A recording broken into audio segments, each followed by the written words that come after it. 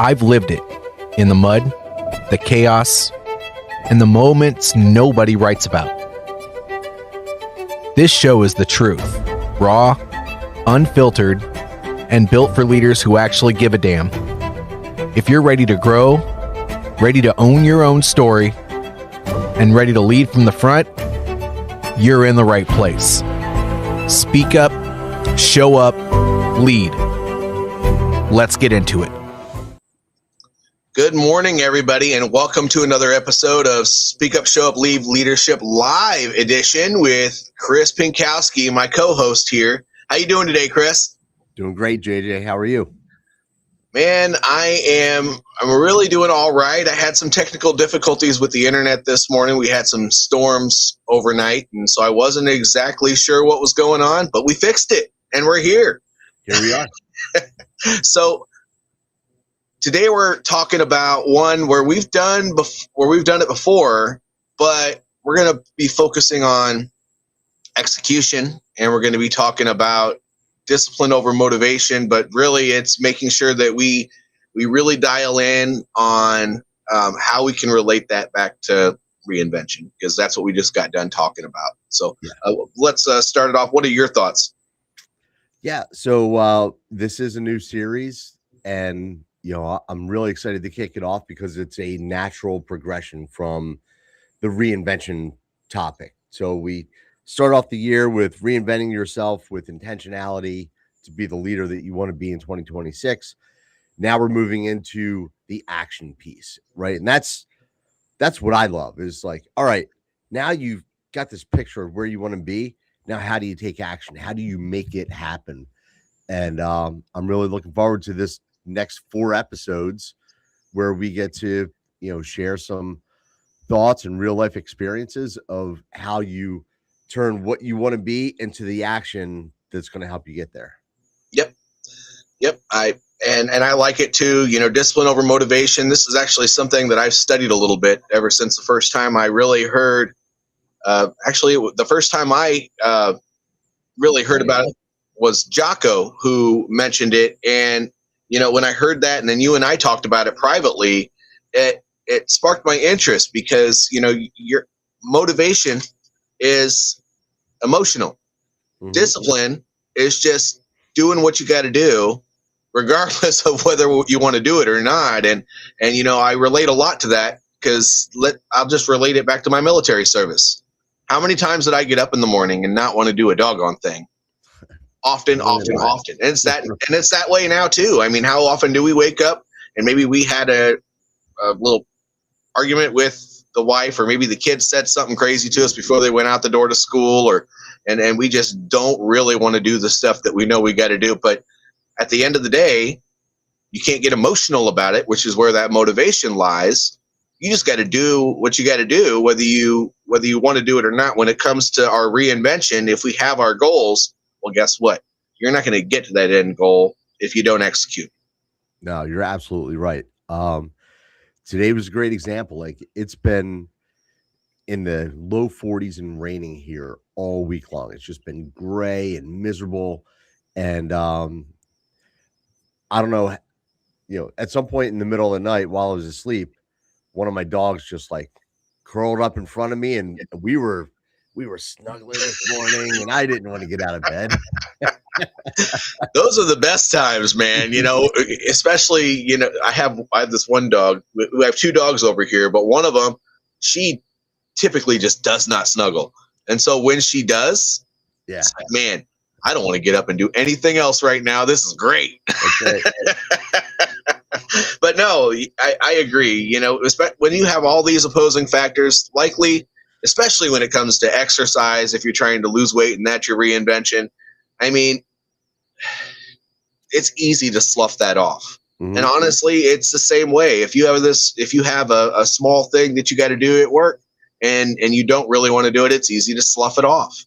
And when you're a solopreneur and you're trying to get this new business going, there are a lot of things that you have to do that you don't necessarily want to do. And when you don't have anybody telling you whether you have to or don't have to, it's easy to just slough those things off. So if you let that emotional part of your brain take over, it's not going to happen. And so you got to push through that. And that's where the discipline comes in, because it's doing the things that you may not want to do because you know they have to be done. That's right. And so to an extent, we do rely on the emotional side of our brain to kick the discipline side off, right? Yeah. You have to be conscious enough to say to yourself, get off the couch and move. Right? Like, just take action. You have to engage, your brain has to engage your legs to get up and start moving. Yep.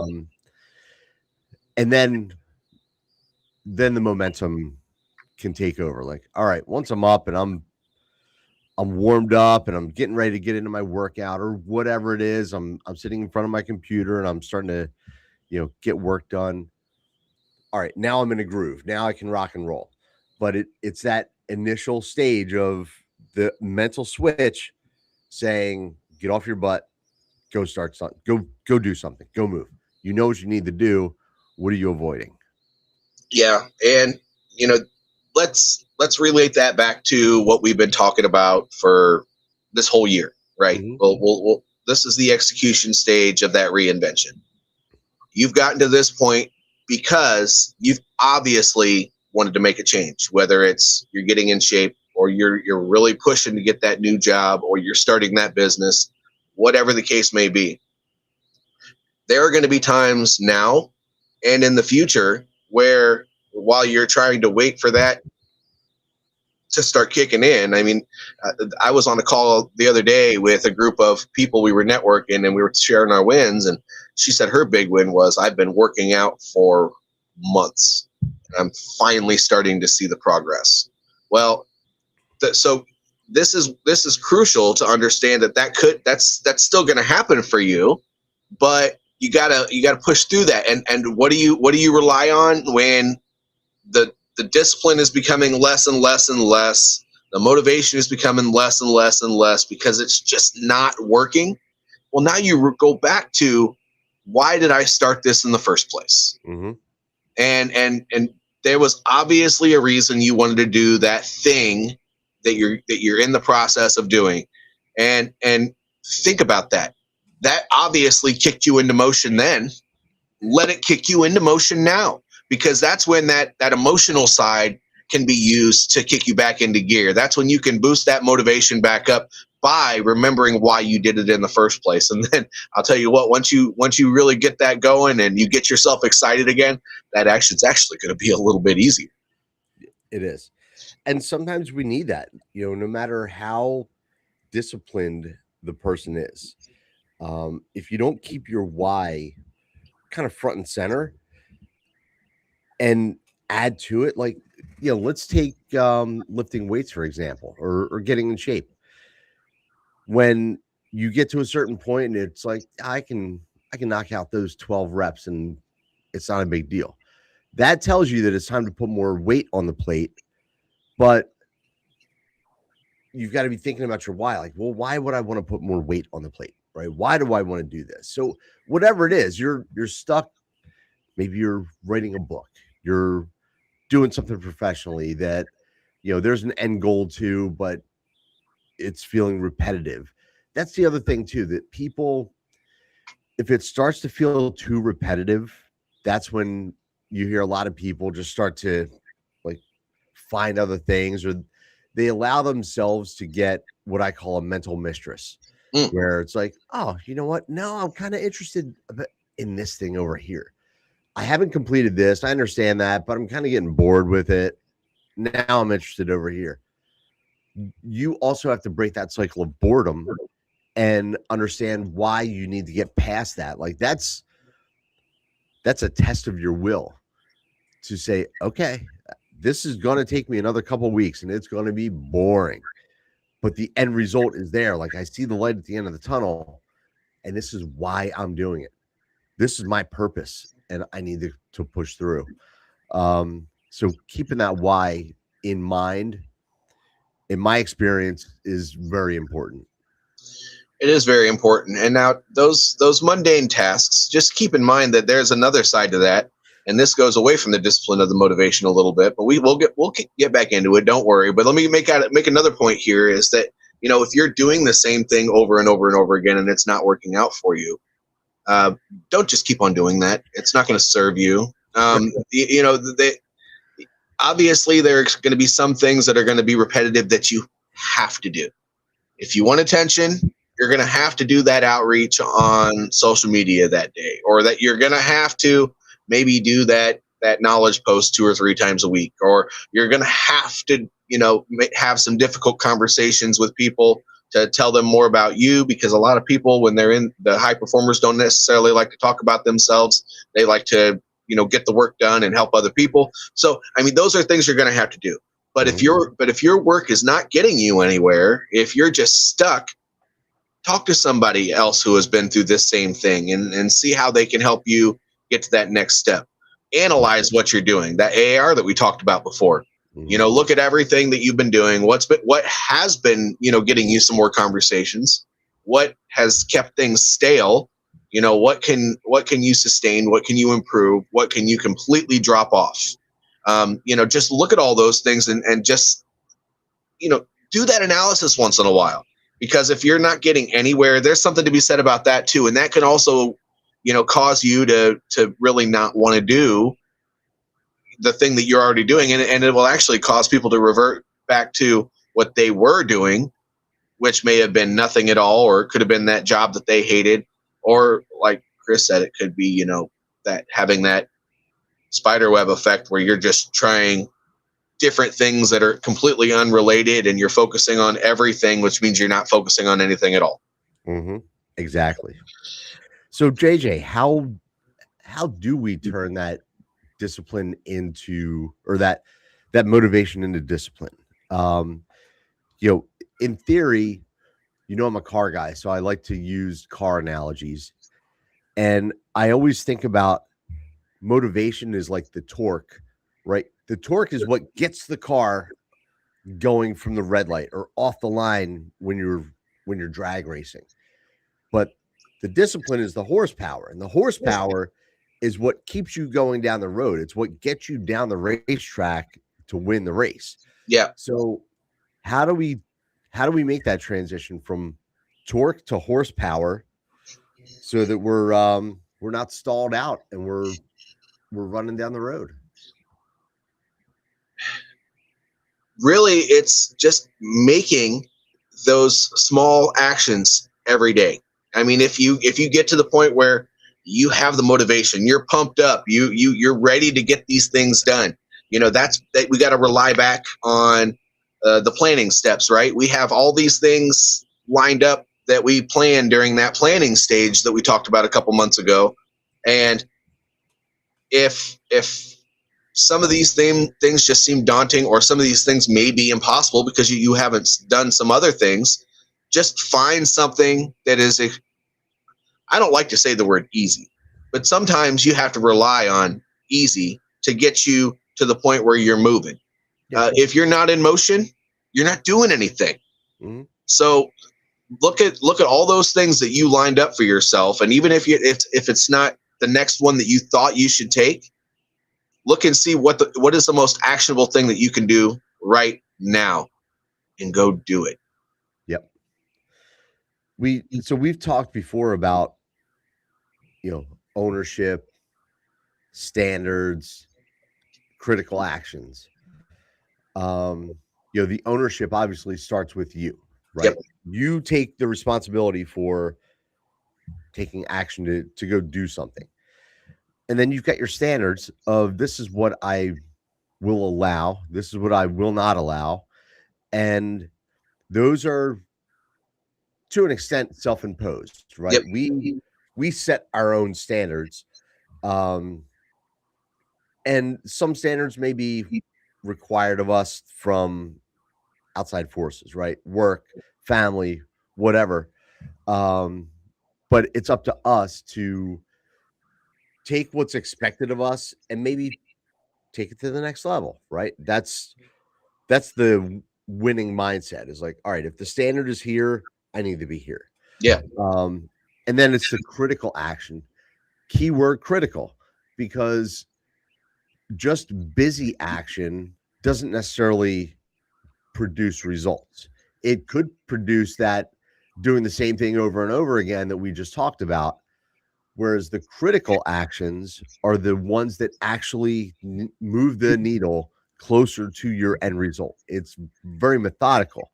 You can't just go through it without planning it, right? But you got to put that plan in place and say, all right, there are milestones that I need to reach. There are steps between each milestone that need to happen. You need some kind of way of tracking it if it's a real significant challenge or goal that you're facing. So I think it would probably be good to talk about that. How do we start to nail those things down? Well, sometimes when we have that plan, we can talk about the tracking here in a second, but let's you brought up something that sparked a thought that we have to go over first. Sometimes that plan you had before, you'll notice that the next steps that you have in that plan may or may not even serve you. And that could be, that could be a reason why the actions you've been taking have been becoming stale. And so sometimes you have to look at that entire plan. Well, I've done A, B, C, and D in the way that I thought it needed to be done because I thought it would accomplish this. But I noticed that A, B, and C actually accomplished this. D took me down a different route, and I'm kind of veering off course.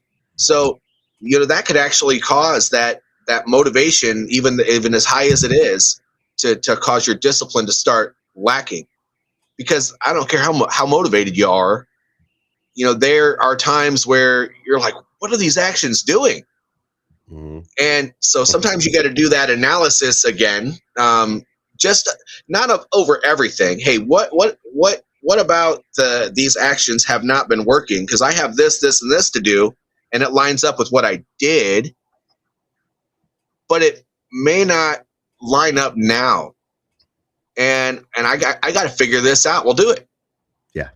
Start that process, not completely over again, but just what is that next thing that's going to move the needle? Because you don't want to jump off on that spider web. You do want to move that needle, and in order to track it, you're not going to really be able to track your progress towards this thing if you've been moving towards this thing without even realizing that was even going to happen in the first place. So I think that's one point that you just brought up, because sometimes we are going towards our goal, and we have these unexpected things, which, by the way, happen every single time you execute a plan. You have to be able to analyze things kind of on the fly to figure out if those things are working or not. But you do have to track them. I mean, whether it's keeping yourself accountable with lists and being able to write down, keep notes on everything that you're doing to see how they're working. Some people, that's an old school way of doing it. Some people still track that way. Mm-hmm. And that's fine. I mean, that's a really, really good way, but make sure those notes are good so that you're figuring it's like I do AAR style notes on almost everything that I do. I think that's good. That's a good way of tracking things. Mm-hmm. Sometimes, people like to do the formal GAN things and all that stuff. I mean, you could use project management style tracking mechanisms to get yourself to where you're going. But if it doesn't help you understand what step you're at and what has worked on that step, and if that next step that you were going to take is actually the right next step, then you need to make sure that it does. Yeah. And you're right. It's critical along the way to be evaluating. Am I taking the right steps? Where do I need to iterate? And we were just having this conversation at work last week. When you're early on in something, if you're 10 degrees off, but you don't take the time to adjust and figure out, you just assume that you're on the right course and you're 10 degrees off. If you're flying from New York to London, but you're 10 degrees off, you actually end up landing somewhere like the south of France. Yep. So you're not going to hit your target. And so it does become really critical. And that's where keeping track of your steps and doing some reflection along the way is what helps you to stay on course for the goals that you're trying to achieve. Yeah. Well, I am curious though. What are some methods that you have used in the past to track your execution, Chris? So I'm actually a big fan of like Microsoft Project. Oh, I like to see the visual of my Gantt stages. I'm a big believer in the reverse engineering process. If I want to be here now, let's figure out how to build to that. What are my milestones? That's the other thing, is that I'm a big fan of milestones. The milestones are the I don't know, they're the points along the way that help you to determine, am I still chasing that North Star or am I off? I think I don't want to call it analytical, but I'm very methodical that way. And maybe it's for my background in construction. It's like, okay, that's what the house needs to look like. Yeah. But before the house can look that way, it needs to be framed. It needs to be, weather tight on the outside. It needs a roof, like critical steps. Those are the things that I'm looking at when I'm planning out what's a challenge I'm trying to overcome. What are the critical milestones? And then within each of those, now I'm looking at my steps. So yeah, I've been using some type of Gantt chart for a very long time in whatever I'm working on. Yeah, I was using a Gantt chart before I even knew that that's what it was called. It was very similar to the same thing, but I like to reverse engineer it as well. We used to make a road to war and plan thing out very methodically in the military as well, and it's because I use logistics operation, transportation planning, and so before I can order that train or order that plane or order that ship, I know that I have to make sure we have a list of the equipment, which means we have to talk to the organization about the operation that's going to be happening. And then we need to figure out what needs to happen from then all the way to the end and fit all those little things in there, which sometimes is different for every organization, because if they're infantry, the stuff is going to be different. I mean, you're still going to have to train drivers. You're still going to have to do all the things to make sure you can load the ship. But all the things are different. But so, that reverse engineering process and figuring out the milestones, the dates to get you there. I know we're stepping back into what we were talking about earlier in the year, but I think that if we're gonna stop and reanalyze our plan a little bit, it's good to understand how we get to that end state. And so, if you've lost track of that, we're bringing it up again because this is something critical to understand, that even as you're going through that, you're going to hit choke points, and you can rely on that plan you already have or re-engineer a new one.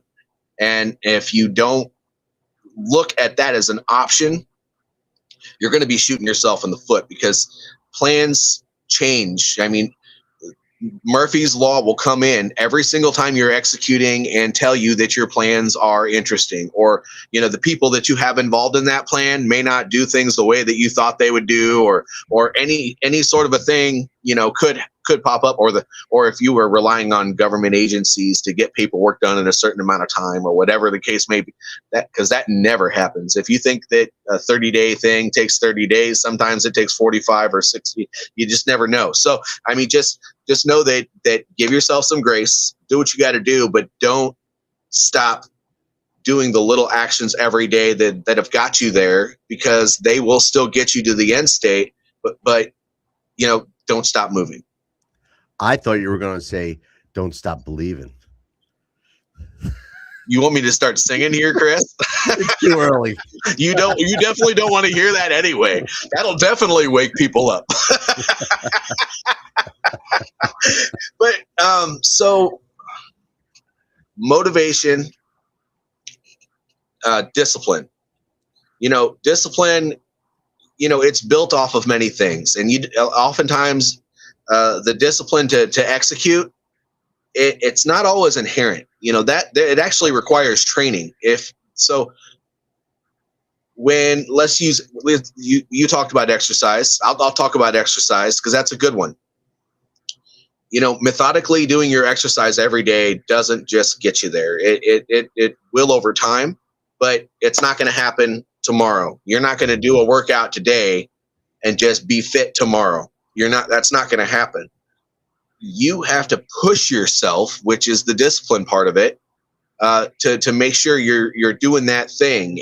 And as I said, this gal that I talked to the other day, she said she had been at it for months before she saw any results. Well, who knows? I don't know what your goals are, the people that are listening to this call, but just know that you might have success in certain things overnight, but likely you're going to have to work at these things for a long time before you get to your end state. If you're looking for that next level job that's higher paying, well, you might get that first interview in 2 or 3 weeks. You might get another one in 2 or 3 months, and then you might land that job in 6. That shit, the higher level job you go, unless they're looking to fill that spot now, that's just how they go, because they want to make sure they're screening candidates the right way. When it comes to working out, gosh, it depends on how much weight you have. I mean, I have a little bit more than I did when I was in the military. In the military, I could see those results within a couple of weeks, but now that I'm older and I have more weight in certain spots, that doesn't seem to want to go away, I have to work at that for a little while before I start seeing even just a little bit of progress. Yeah. And so can that diminish your motivation? Absolutely. But you have to put the reps in every single day. Well, I mean, I would say however many days you choose of the week, because you have to have your rest cycle. Yeah. But you have to put your reps in when you say you're going to put your reps in, because when you stop, I don't give a doggone how great your why is to get in shape. That motivation can drop right the heck off. Mm-hmm. And then it's going to be that much harder to get started again. And it doesn't really matter what your goal is. It can be the same way. If you stop doing the things that you have to do every day, that you have planned out, that you have set up, even though you're not seeing the results necessarily, if you stop doing those things, it's going to be harder to start them back up again too. Yeah. So what I heard there is consistency, frequency, and knowing when you might feel like you're burning out, and it's okay to take a rest. Yep. But you have to be very conscious of, this is a rest period. Now I need to get right back on the highway. But I also like to have some kind of visual reminder of why I'm doing things. People do the vision boards and things like that. But if I've got something, maybe it's a image of my phone or something on my my wallpaper on my computer. Those kind of things are like, all right, I can see my why here. And for the times that you're not feeling motivated, that could help. So, you've got to apply tools to help you to get to where you want to be. And, realize that no one's perfect. Everyone has those moments of I just want to snuggle with my dog for, another 30 minutes, whatever. But yeah, it's just, everything's balanced, man. And you just have to be conscious enough to just take the step, just move and get things kicked off. Yep. And, I guess my closing comment on that would be, just like Chris said, give yourself a little bit of grace, but keep on doing those things regardless. And just remember, motivation, discipline, one is emotional, one is logical, doing what you need to do because it has to be done. The emotional side, if you're always waiting for yourself to be ready to do something, you're never going to do it. So you can't rely on your emotions to push you. You have to rely on your logic. unfortunately, and your logic will say, you know what, I don't want to, but I have to. So that's really the difference between motivation and discipline. Sometimes motivation can win on a day-to-day basis. If you're having a lot of wins, you're going to be motivated. You're going to be pumped up. You're going to be ready. But if you're not, if you don't have a lot of wins all the time and you feel like things are getting mundane and stagnant and that you're not really getting anywhere, well, then you're going to have to rely on logic. But I got to do it anyway. So why am I stopping? I just got to keep going and doing what I got to do. That's right. And, you know, as a Philadelphian, I can get motivated by Rocky sometimes. So sometimes you got to watch that clip of Rocky when he's standing in the street and he's telling his kid, it's not how hard you get hit, but it's how hard you get hit and how many times you get back up. And sometimes that just lights a fire under your ass. I'm still waiting for that video of you running up to those stairs and, you know, doing that up on. No, but I agree. So I think this was a great call.